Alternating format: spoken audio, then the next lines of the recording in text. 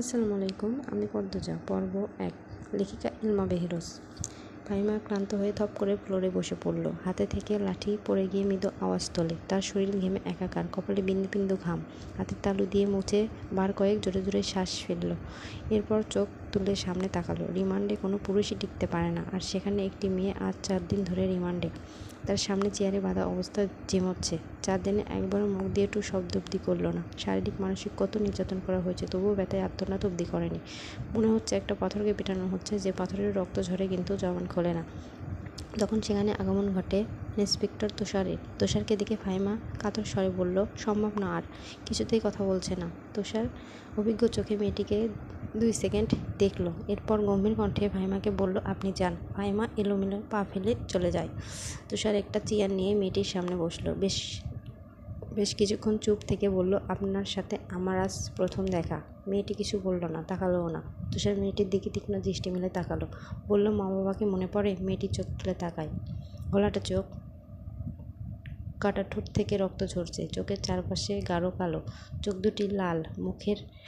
মুখের এমন রং রিমান্ডে আসা সব আসামিরই হয়। তুষার মুখের প্রকাশভঙ্গি আগের অবস্থানে রেখে আবার প্রশ্ন করল, মা বাবাকে মনে পড়ে? মেয়েটি মাথা নাড়ায়।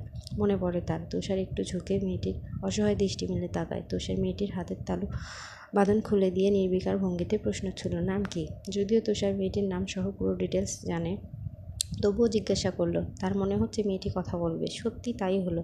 মেয়েটি ভারান্তর কণ্ঠে নিজের নাম উচ্চারণ করলো, পদ্ম। আমি পদ্মজা। পদ্মজা হেলে পড়ে তুষারের ওপর। তুষার দ্রুত ধরে ফেলল। উঁচু কণ্ঠে ফাহিমাকে ডাকলো, মিস ফাহিমা, দ্রুত এদিকে আসুন। ফাহিমা সহ আরও দুজন দ্রুত পায়ে ছুটে আসে। সালটি ছিল 1989 সাল। সকাল সকাল রশিদ ঘটকের আগমনে হেমলতা ভীষণ বিরক্ত হন। তিনি বারবার পই পই করে বলছে, পদ্মর বিয়ে আমি এখন দিব না, পদ্মজাকে অনেক পড়াবো। তবুও রশিদউদ্দিন প্রতি সপ্তাহে সপ্তাহে এক এক পাত্র খোঁজ নিয়ে আসবেন। মেয়ের বয়স আর কতই বা হলো, মাত্র 16।